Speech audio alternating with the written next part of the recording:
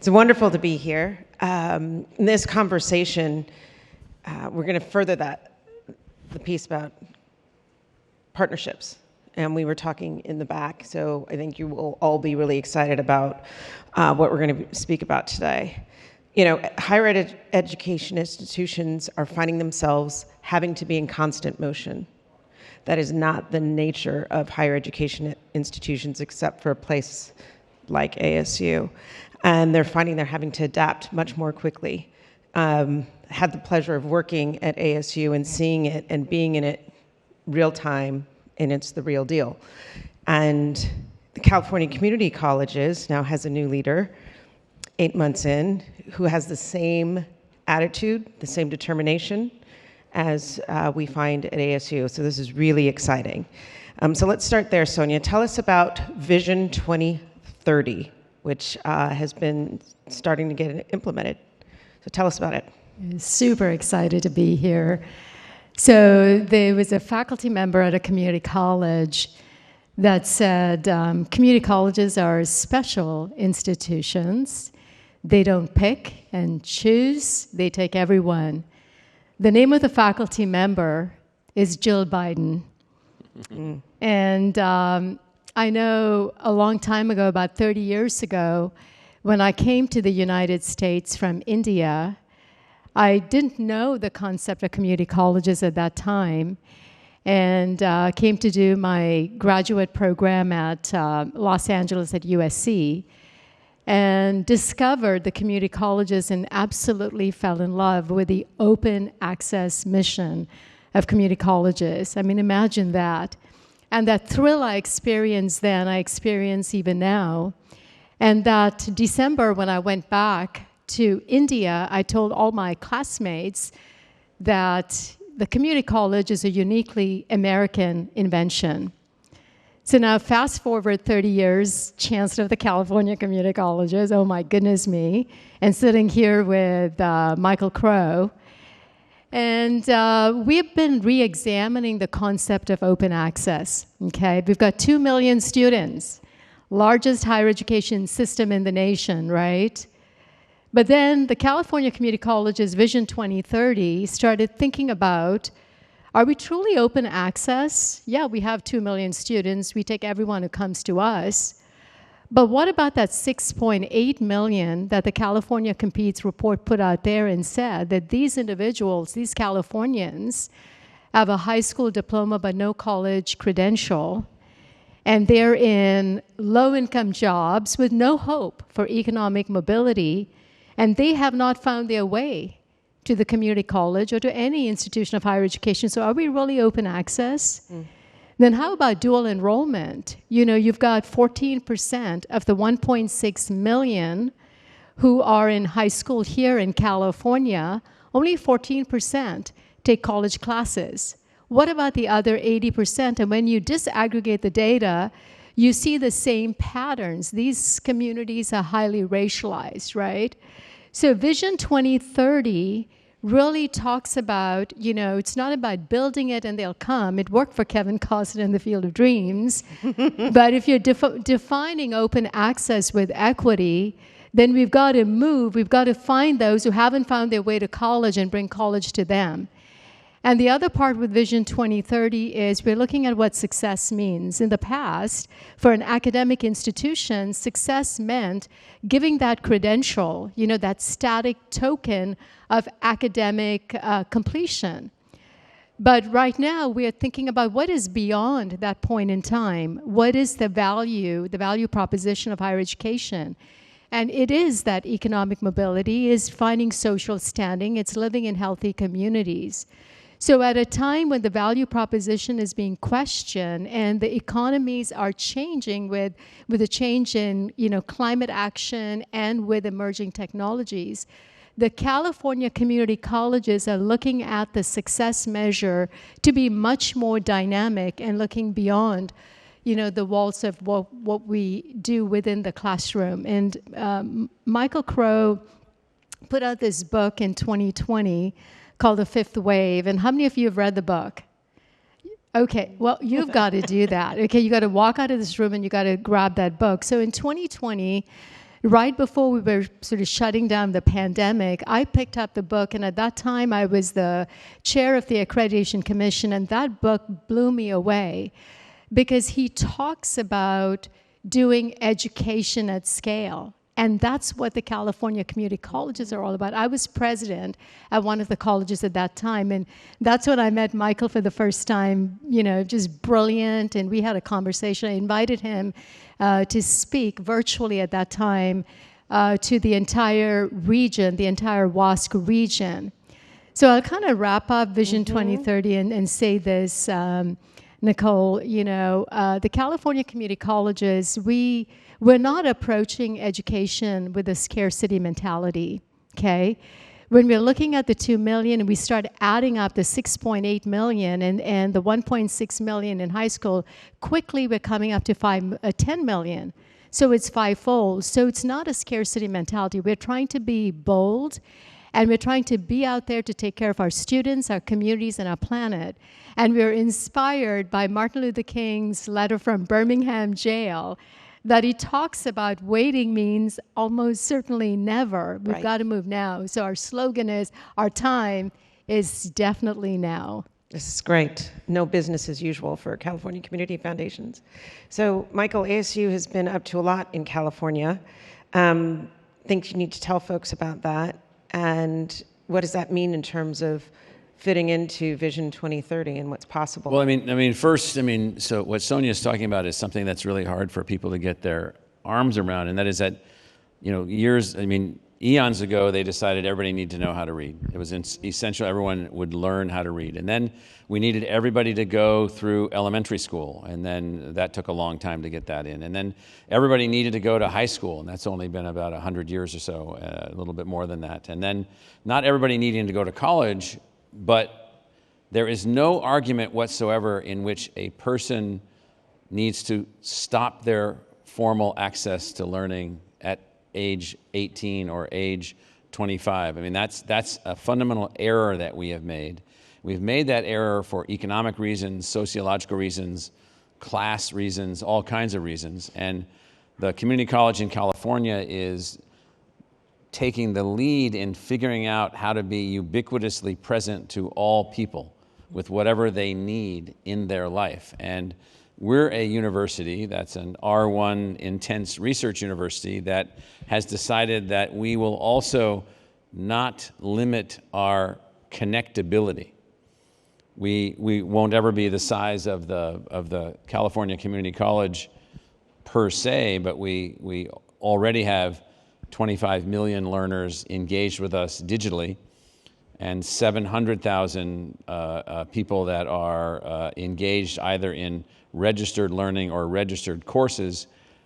But even that doesn't capture it. What we need to do, and where we're headed, is, you know, we don't believe that the country is best advanced by basically saying, well, you people over here can have access to learning and you people can't, and you people here that are living in California now that may live in Utah later, or may then live in Arizona, or may go here or here or here as industry is evolving. We have to find a way to look at the learner as the unit of analysis, not the college, the university, or the state, the learner.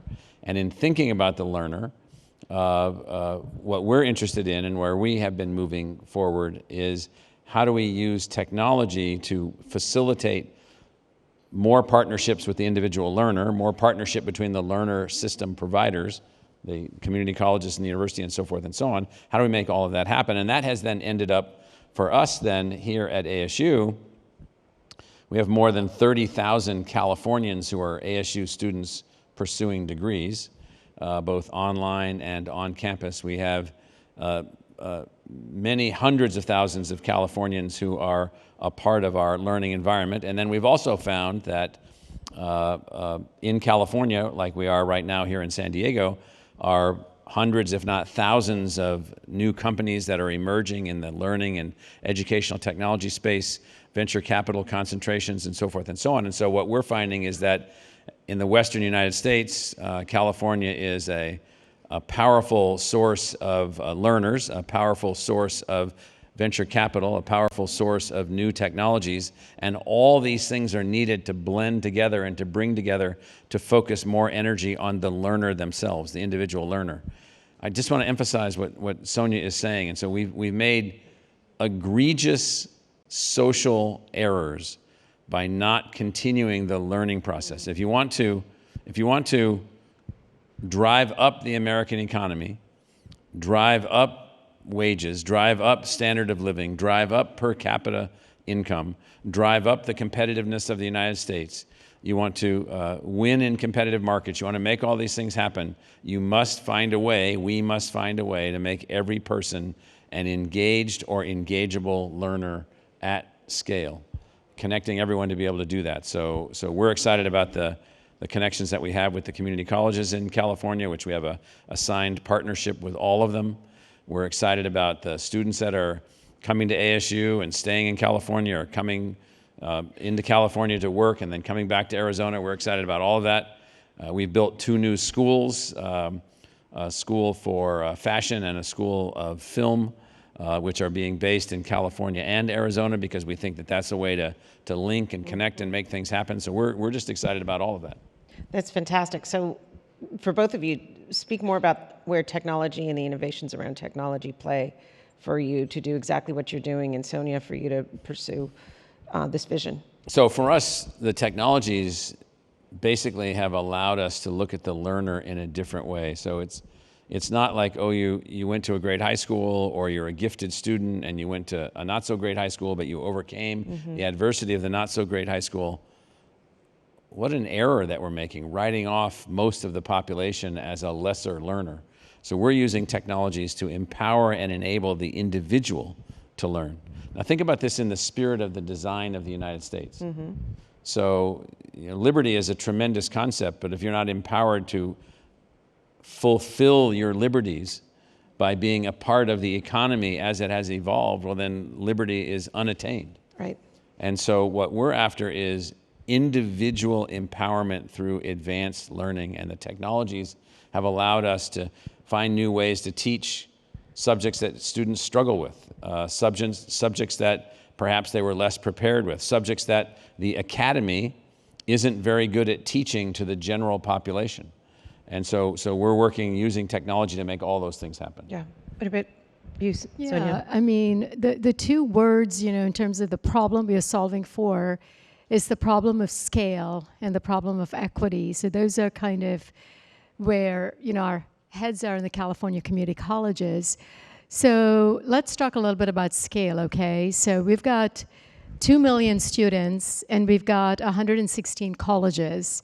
So if we are moving quickly from 2 to 10 million, you're looking at 5-fold. So the idea that we'll therefore take 116 colleges and multiply it by 5, I mean, that's not going to happen, right? If you look at it in a conventional way. So automatically you start looking at the promise of technology to be able to do the scale, right?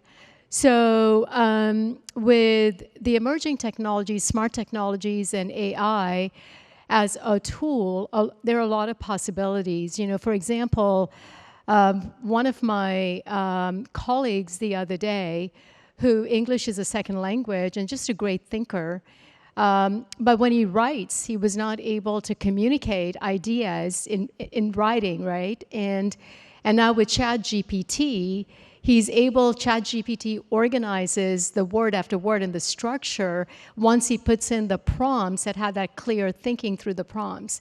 So there is a promise and there's an anticipation that the AI tool can now really raise the profile of large numbers of individuals rather than having sort of the elite, you used the word in a previous talk about the stratification. And that is what California community colleges are all about. It is providing the opportunity to develop the expertise for large numbers of individuals. So how many of you have seen the movie The Matrix? Okay, that's my favorite movie. The main character is this guy, Neo, played by Keanu Reeves. And he's a computer hacker and living in this, computer code world. But my favorite character is Trinity, okay? She's just amazing, courage, bold. She's got this piercing gaze, really calm. And there's a scene in the movie where they're both running away from the enemy, the bad guys, Agent Smith. And they get the call, oh, there's a helicopter on the roof. And they rush up to the helicopter, and Trinity's about to get into the helicopter. And she doesn't know. She doesn't have the expertise, right? Boom, she downloads the knowledge, gets in, flies the helicopter, and off they go. And so it seems far-fetched, but the reality is in some of the reading that I'm doing in the literature, that is not far-fetched. You have AI, playing backgammon and translating poetry and doing all kinds of incredible stuff. And, I tend to be moderated in my optimism. And recently, there's an MIT guy, he's a labor economist, David Autor, Autor. And typically, he's like this negative Nelly, right? He talks about how with the advancement of technology, the middle class in America is disappearing. The elite is becoming, more elite. But for his change, he's now showing confidence, or tempered confidence, I would say, that the pre-AI computation really took away sort of the procedural and the repetitive aspect and made the expert more of an expert who had judgment and decision making. But AI really brings that judgment and becomes a tool to really elevate.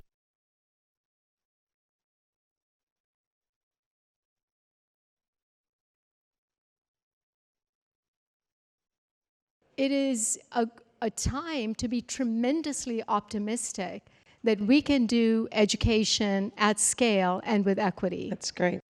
I have two final questions. One is for the people building the education technology. And then the second one is about the people leading schools here.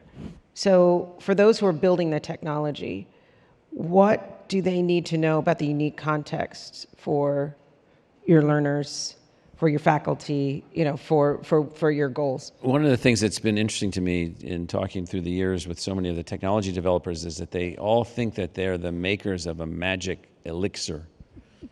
And that from this magic elixir, we, the educational institutions, will go away because we're so inefficient, or we're this, or that we're going to be replaced. So they're basically taking the standard Schumpeterian model of creative destruction, fabulous Austrian economist, and they're basically suggesting that there are replacements. And I'm like, I don't really think so. There's universities still operating today. I was in Jagiellonian University in Krakow, Poland years ago, sitting in the rector's office, and he was showing me Copernicus's instruments in a glass case behind him. I will guarantee you, 500 years from now, Jagiellonian University will still be there, still be teaching, still be doing what the Polish government wants it to do. And so stop thinking that you're a replacement technology, and start focusing on taking these existing institutions and helping them to be of greater impact and greater outcomes and so forth and so on. In fact, that thing that used to just grate on me constantly. So you saw all these for-profit universities rise up, and most of them are off in the ditch now. They're billions of dollars of investments and all kinds of momentary millionaires. So I hope you didn't buy your yacht on time, and so because you're going to have a hard time paying it off. And so what we need is people working in partnership with the higher education community, in which you can make a good return on your investment for your technology. You can get a good return on the risks that you've taken as a capitalist to advance your technology. But think about how the system is going to evolve itself. One of the things in the book that you looked at, Sonya, The Fifth Wave, it talks about the first wave. And in every other sector, institutions that are the precursors to later waves of evolution are always gone, except in education, where none of them are gone. They're not gone. Some of them have morphed, but there's still small Greek Academy, New England colleges in the United States prospering, having a great time, charging a lot of money to be able to go there for a small number of students, but nonetheless, they're still there. we've got to get the technologists to think about innovating within the sector. There was a guy, famous guy, now passed away, Clayton Christensen, who wrote a whole series of books. And so we invited Clayton to come out to ASU. And I said, and he's like, I said, Clayton, you talk about disruptors. So he thought disruption, Schumpeterian creative destruction, was the method by which innovation occurred and new things happened. I said, yeah, everywhere but this sector, dude. It doesn't work this way. And so he left after 2 or 3 days at ASU, and he said, I understand now that my writing and my logic about disruption as the only way to advance innovation is not a complete story. And I said, exactly. You can disrupt from the core. So institutions like the California Community College System and Arizona State University, we're in the core. We're the part of the world that Clayton would have said has to be disrupted and replaced. What we need is disruption in the core, from the core, in education to be the most successful. So that's what we need from our innovation partners. Sonya, your thoughts? Yeah, actually, I've come to ASU+GSV several times and super excited about the talent with the ed tech community and what you're thinking in terms of, sort of the future problems you want to solve. So from the California Community College perspective, we're serious about equity at scale, okay? So 2 quick examples. We are trying to build an infrastructure that recognizes learning even if it happens outside the classroom. So we call it, the phrase is credit for prior learning. So earlier I talked about the 6.8 million Californians who are stuck in low-income jobs, okay? It's up to us. We have a moral obligation to take college to them, right? But if you think about a 35-year-old woman, Sabrina, actually I've met her, she's a healthcare worker, and if we want to take a certificate that then leads up to a degree, we've got to recognize the learning that has happened for her in the last 10 years when she's been working as a home healthcare provider. So that credit for prior learning infrastructure is what we want to accelerate within our the infrastructure that we're doing to get to the 10 million learners. So workers now need to have a dual citizenship. They're workers, but they also need to be learners, which gets to my second point, and that is the data systems. Now, we have the data system for our 2 million learners who are with us now. But we need to really find those who we need to take college to them. So we need to create partnerships and agreements, data sharing agreements with, for example, in California, we have large labor organizations that have thousands of workers. So when we do a data sharing agreement, the workers become learners with the California community colleges. We're also doing it with employers. So large scale employers, we're doing those data sharing agreements. And when I was at the conference, the faculty member from Princeton, Ruha Benjamin, she talks about the equity aspect. So her point is when you're doing these large data agreements, if there is an individual who has a certain stigma within a certain system, by doing the efficiency of data moving around and making it more global, are you really amplifying that stigma across, right? So there are lots of considerations that we need to take as we get deeply into the world of AI. But having said that, I will conclude by saying that I'm extremely hopeful that the time is certainly now for EdTech folks to solve our problems in partnership with us, in partnership with universities, community colleges, and so on. I've saw this quote 10 years ago that said, hope is the ability to see great music of the future, and faith is the courage to dance to it today. And that summarizes, my dear friends, the California community colleges. We are moving with such focus because we have tremendous hope for the 10 million who are going to be our future learners. And we have so much hope that through partnerships with ed tech talent and talent with universities like ASU, that we can have the courage and the faith to dance to it today. I love that. I love that. Okay, we have a minute and a half left. Final question. What do you have to say to the school leaders who are trying to figure out what their partnerships need to look like with ed tech and AI companies? Well, you take these shackles that are holding your wrists and your ankles together and you take them off.